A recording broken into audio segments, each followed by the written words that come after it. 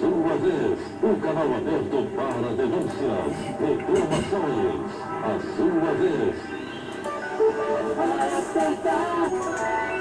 Agora são 11 horas e 30 minutos, hora certa do Você em Pauta da Rádio Jornal, e aqui voltamos com Ronaldo Abud. Bom dia, Ronaldo Abud. Bom dia, Linha.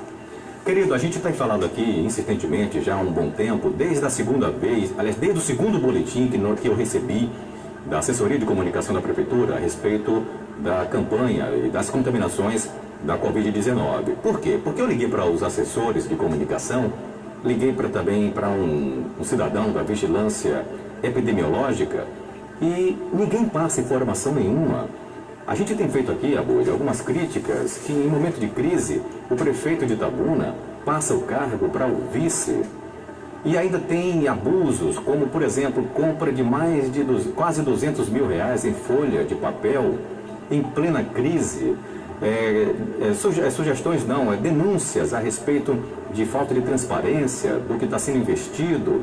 Uma profunda inércia, Abud. Então eu queria, meu querido, que você explicasse para a gente, porque o MESB circulou uma carta aberta à população, através da imprensa, falando que se retirou do comitê de crise. Por que, Ronaldo Abud? Bom, mais uma vez, bom dia, Linha, bom dia a todos os ouvintes aí da Rádio Jornal. Então, realmente houve uma iniciativa do MESB, na época do primeiro decreto que determinou o fechamento do comércio e a paralisação dos ônibus urbanos, para que a gente pudesse ajudar a prefeitura, naquele momento, a ajudar na tomada de decisões.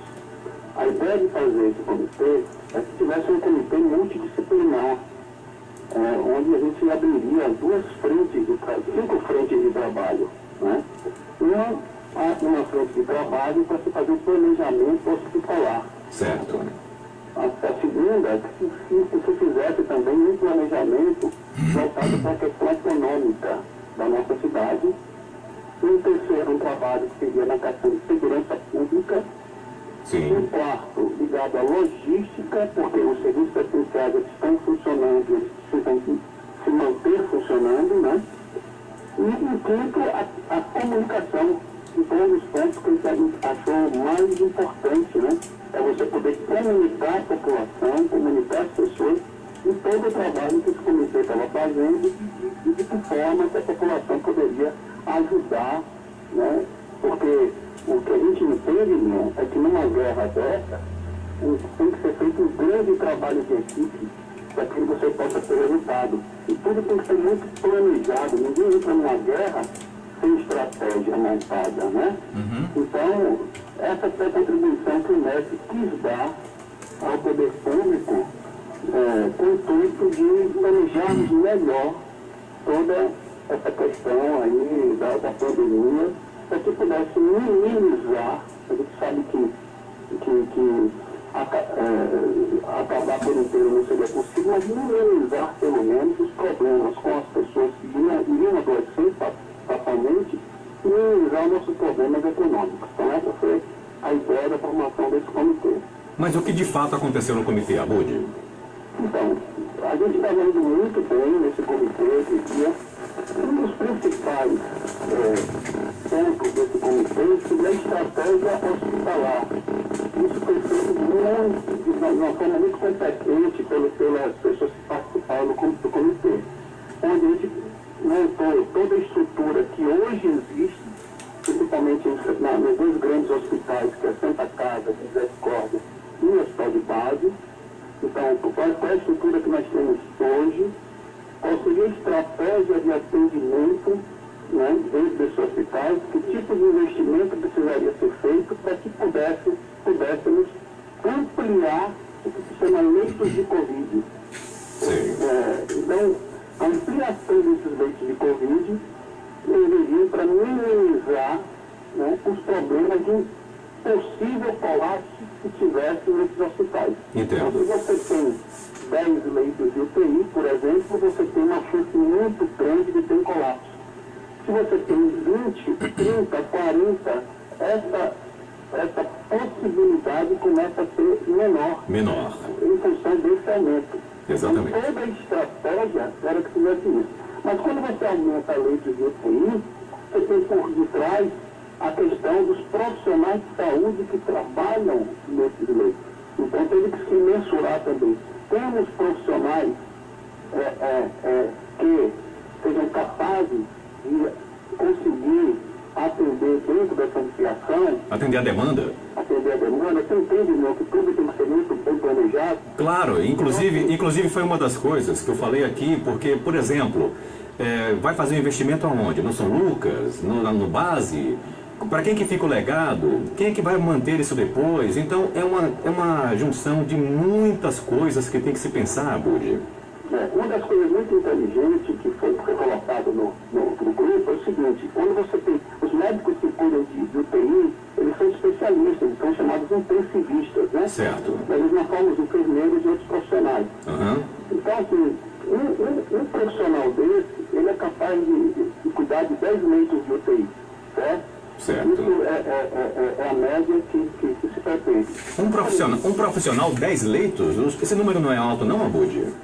Não é alto. Porém, numa situação de guerra, a gente tem que ver o seguinte: tem mais profissionais ou numa situação de guerra ele é capaz de cuidar de 20, 25 ou 30? Entendeu? Então, existe essa possibilidade, existe.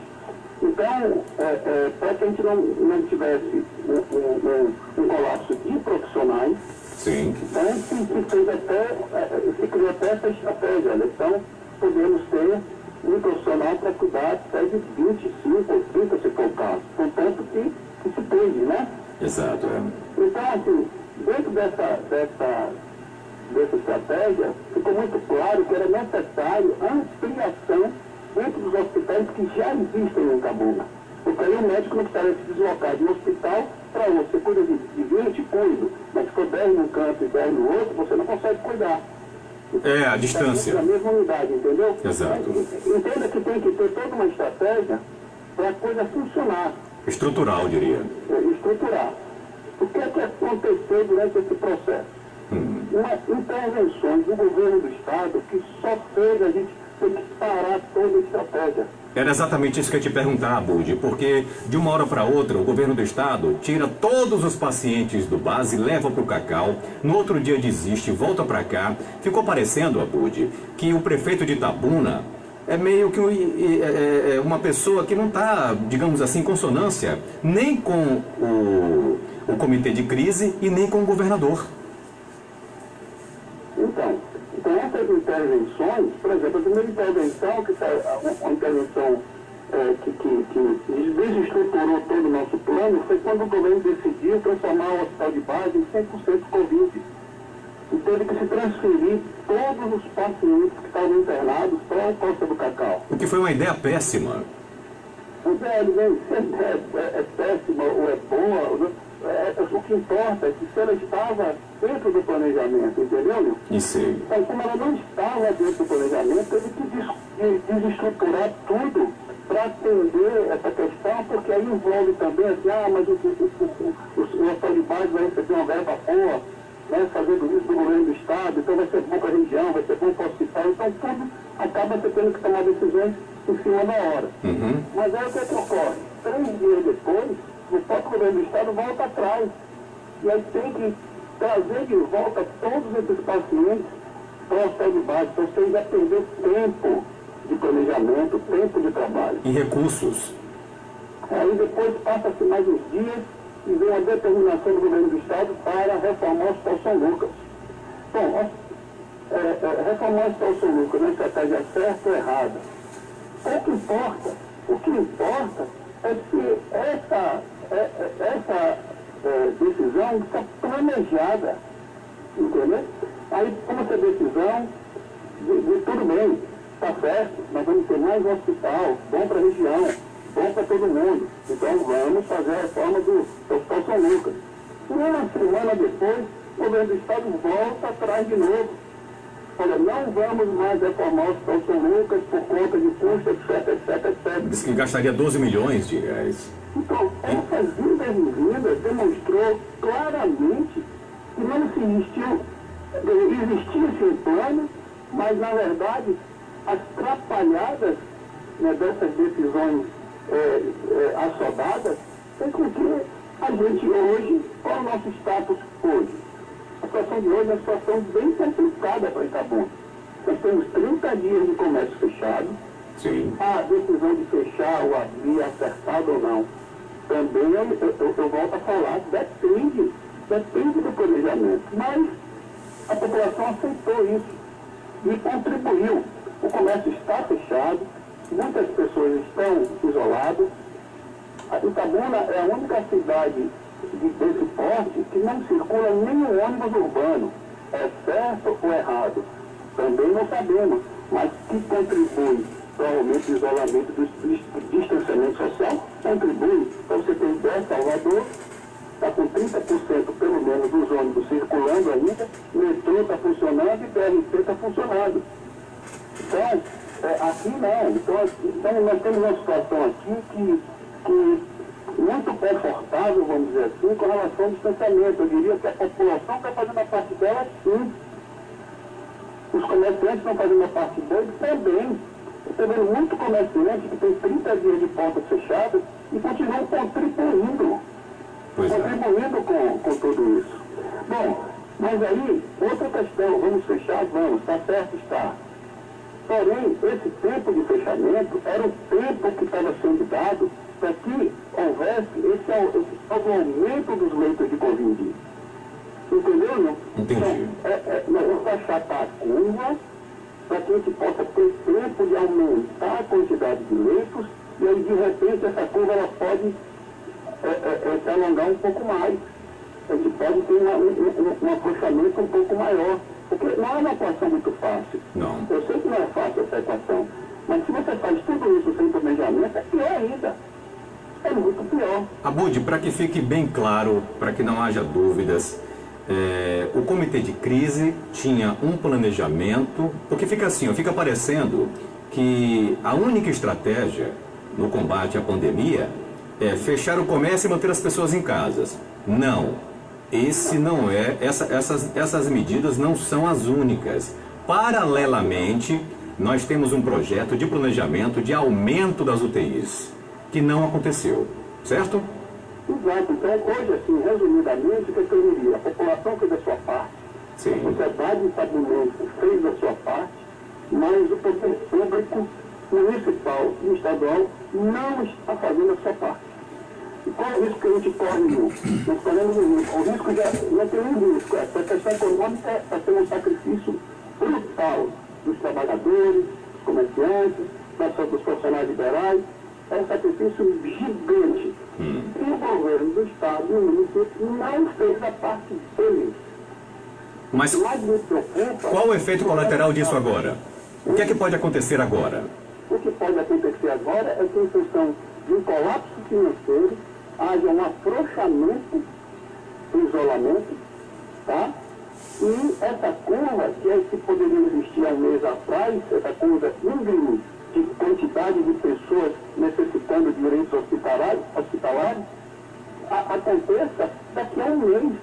E aí o que, é que vai acontecer? Nós vamos ter um problema econômico muito grave que já existe, associado a um problema grave de saúde.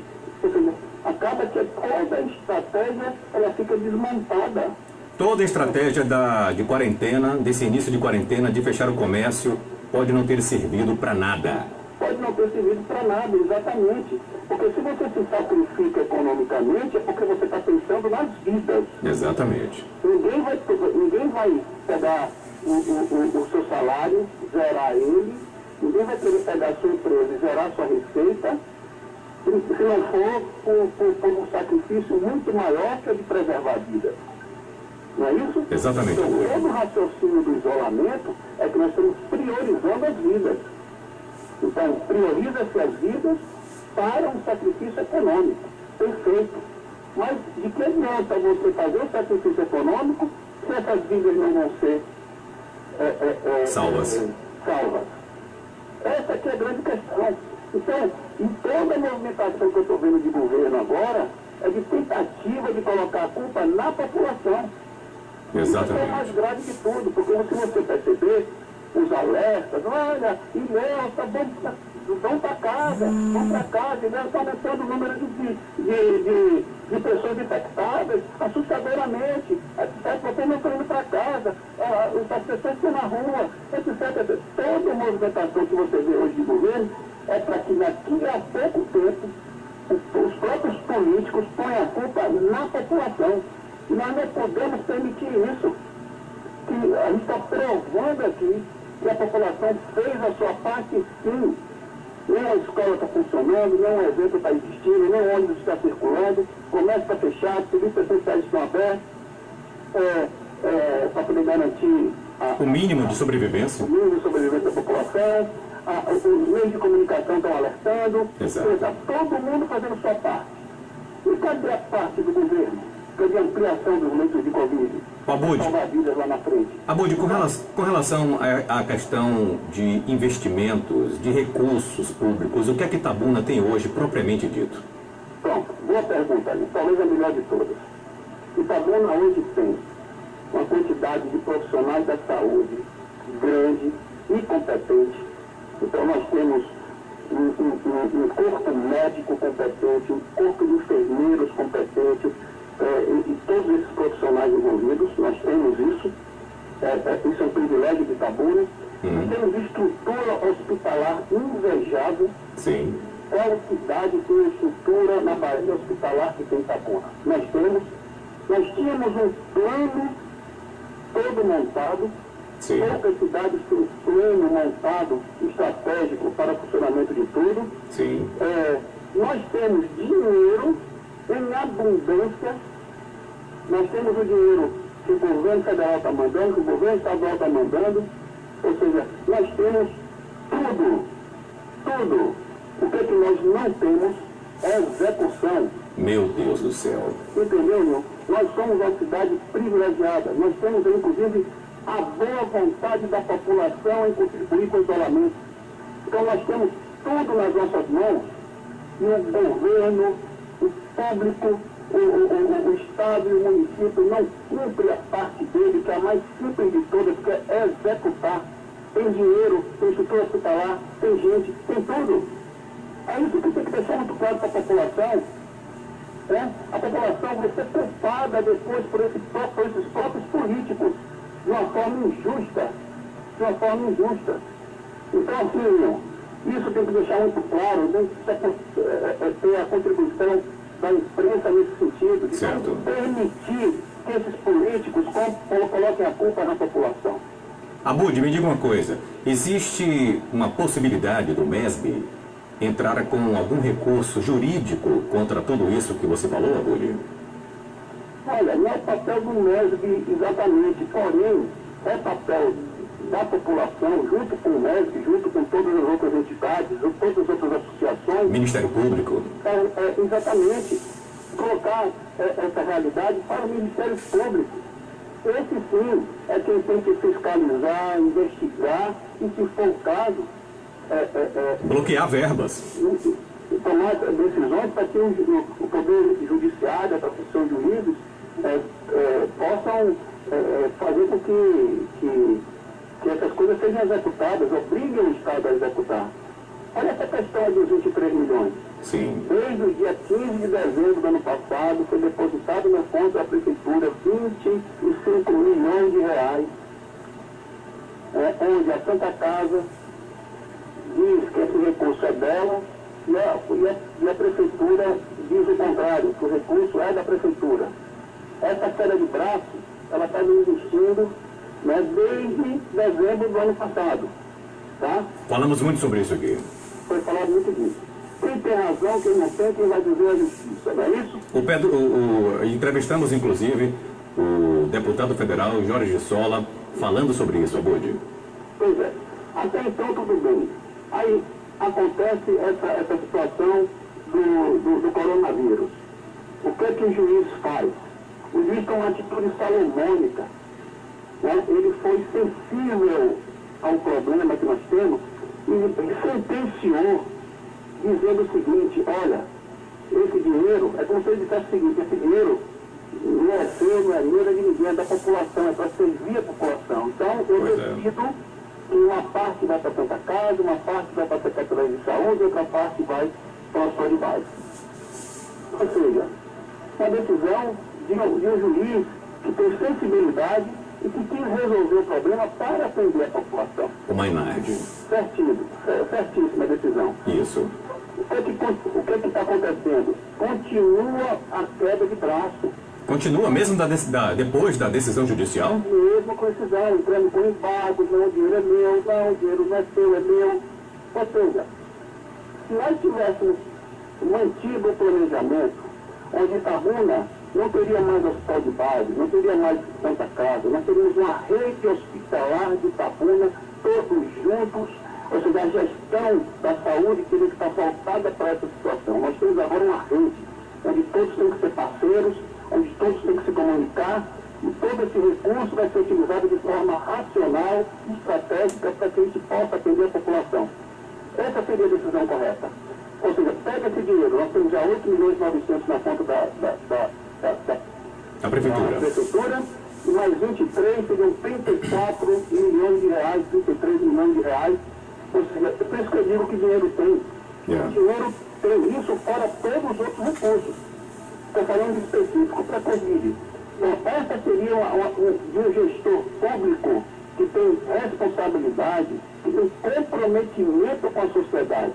Vamos pegar esse recurso e vamos entrar. Agora não é mais Santa Casa, não é mais nada. Agora é rede hospitalar de Itabuna para atendimento à população. Mas não, eles continuam em uma queda de braço, de meu, de seu, e o que a gente espera é que esses recursos, apesar de já estarem impetrados, me parece, o que a gente espera é uma sensibilidade das pessoas envolvidas para fazer um acordo, deixar esse dinheiro ser liberado, porque se depender das respostas dos recursos, nós vamos levar mais de um ano. E o dinheiro vai ficar bloqueado, entendeu, irmão? Entendi, Abud. Então, pode falar, querido. Então, assim, o que a gente espera hoje? Pelo menos, né, que a Prefeitura de Itabuna, a Santa Casa, tenha o bom senso de se fazer um acordo rápido para que esse dinheiro seja desbloqueado e atenda a população. Porque se esse dinheiro é da Santa Casa, se é da Prefeitura, pouco importa, esse dinheiro é para servir a sociedade. Agora, Abud, deixa eu te dizer uma coisa. No meu ponto de vista, o MESB não pode jogar a toalha. Não é o caso, não é isso? Não, claro que não, pelo contrário. O MESB tentou a primeira estratégia, a estratégia de se conscientizar as pessoas que teríamos que fazer um plano, de ter um comitê de diálogo, de um comitê multidisciplinar, que colocasse a ciência sempre à frente de tudo. Nós tivemos a participação desse comitê de duas pessoas interessantíssimas aqui da nossa região. Primeiro, o professor Alson Mira, que fez uma apresentação para falar das questões econômicas. O infectologista da Santa Casa, que é o Dr. Romero, uma pessoa muito experiente, também participou desse comitê. Então, assim, essa foi a estratégia que o MESB utilizou. Porém, diante dos fatos que aconteceram nas últimas 4 semanas, agora a estratégia tem que ser outra. A estratégia tem que demonstrar para a população, nós vamos perseguir isso, o que está acontecendo, para que a gente possa ter a força e o poder de exigir do poder público que faça a sua parte. É isso que nós vamos continuar trabalhando. Então, desde ontem à noite, quando soltamos essa carta, nós mudamos a estratégia. A estratégia agora é informar a população do que está acontecendo e demonstrar que a população tem o poder de exigir aquilo que é do seu direito. Abud, eu quero te dizer uma coisa. Envolva o Você em Pauta nesse comitê, ou então crie um comitê paralelo do MESB e com algumas entidades que pensam da mesma forma, que pensam em Itabuna e que querem o melhor para a nossa cidade. Eu fico muito envaidecido, sabe por quê, Abud? Porque desde o segundo boletim que eu venho falando tudo isso todos os dias aqui no programa. E, de uma certa forma, a bomba estourou porque o MESB, que fez uma carta aberta e disse: olha, estou me retirando desse comitê de crise formado paralelamente com a prefeitura, mas o nosso trabalho continua. Então, querido, eu quero colocar você à disposição, o microfone da Rádio Jornal, no meu espaço aqui, no Você em Pauta, para que todos os dias, Abud, se você quiser, você pode nos ligar e passar as informações que são destinadas à população como tem que ser. A gente precisa separar e informar as pessoas o que é que está acontecendo. Itabuna está diante de uma pandemia, de uma situação que nós nunca tivemos, nunca pensamos. Talvez seja, com certeza, é a maior crise desse meio século, talvez seja a maior de um século inteiro, ou de toda a vida do Brasil, consequentemente com relação a isso que está acontecendo. Encontre-se aqui comigo no Você em Pauta. Aqui você tem, o MESB tem acesso a passar informação para as pessoas. Entendeu, Abud? Muito obrigado, Leão. Obrigado mesmo, de coração. Acho que isso é uma demonstração sua de que você quer informar, né, de uma forma correta a população, é uma forma que você está levando cidadania também para as pessoas, porque as pessoas precisam de informação, elas precisam conhecer os seus direitos, precisam saber o que se passa, principalmente nos bastidores, né, de todas a discussão dessas questões. Então, assim, eu lhe agradeço, nós vamos continuar trabalhando, não significa que saímos do comitê. Nós saímos do comitê porque a gente percebeu que o comitê está sem poder de decisão mais. Certo. Quer dizer, perdeu seu efeito. Né? As decisões estão vindo de lá de cima. Então, aí nós jogamos a toalha de forma nenhuma, pelo contrário, agora nós estamos colocando a cara. Exatamente. É assim que eu penso. Informando a população de tudo que está acontecendo. Muito obrigado mesmo, viu, João? Abud, deixa eu lhe dar só uma informação aqui. Nós estamos fazendo a nossa live, você sabe que a gente faz aqui a nossa live do Você em Pauta. E o Magnevilton, ele disse aqui: cara, onde você achou esse Abud? É muito bom comentarista. Abud é uma pessoa que foi do nosso programa, foi do Você em Pauta na outra emissora durante muito tempo, quando o Você em Pauta era aos sábados. E Abud fazia parte da bancada comigo. Ele é empresário da área de defensivos agrícolas, ele é proprietário do Grupo Módulo Rural, é sócio proprietário do Grupo Módulo Rural, trabalhou, constituiu a sua empresa, hoje é um grande empresário do setor e faz a sua colaboração social de várias formas. Uma delas é essa que você acabou de ouvir. Muito obrigado, Ronaldo Abud. Obrigado a você, Linho. Obrigado aí pelas palavras. Você em Pauta. Você em Pauta. Com Linho Costa.